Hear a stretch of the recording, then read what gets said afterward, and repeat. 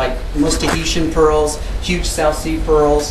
And then I have a different strand. This is one of the largest strands in the country right now. This is called a Chinese freshwater souffle pearl.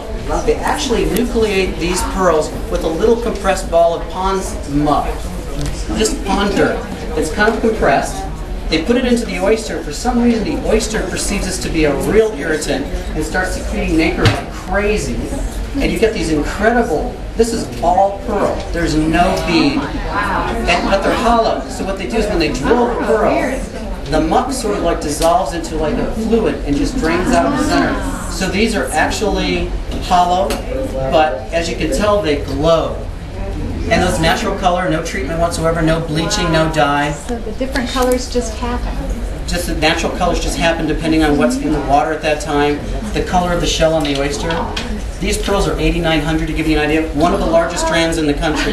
So normally if you saw a strand of pearls like this that were South Seas, they'd be $40,000, $50,000. My favorite strand of pearls is in the gallery right now. A few years ago, they were actually taking pearls and they were faceting them like stones.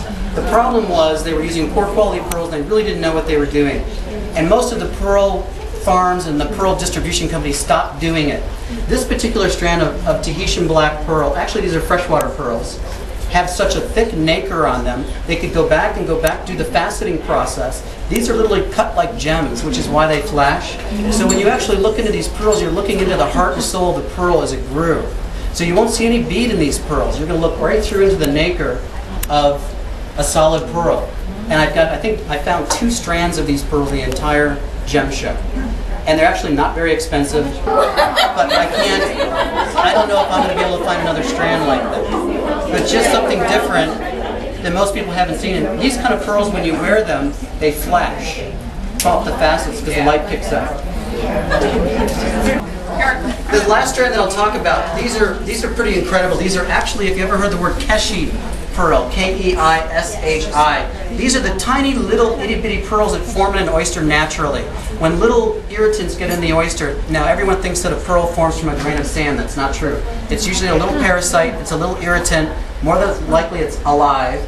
The pearl, to protect that tender tissue, surrounds it with nacre and starts to create a pearl. So they may open up an oyster and there may be 6 or 7 of these little keshi pearls in one oyster. They're so tiny that you actually can't drill them with modern methods. So they still use ancient methods to drill these tiny little pearls.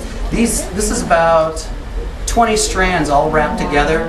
And strung on these strands is actually little briolet cut sapphires. So they're little teardrops of color, natural colored sapphires that are strung in the strand. Because of how delicate these are, I'm actually going to put them on the bus if you want to come up and take a look at them. But these are very rare. The strand is very rare. I think you should see them on.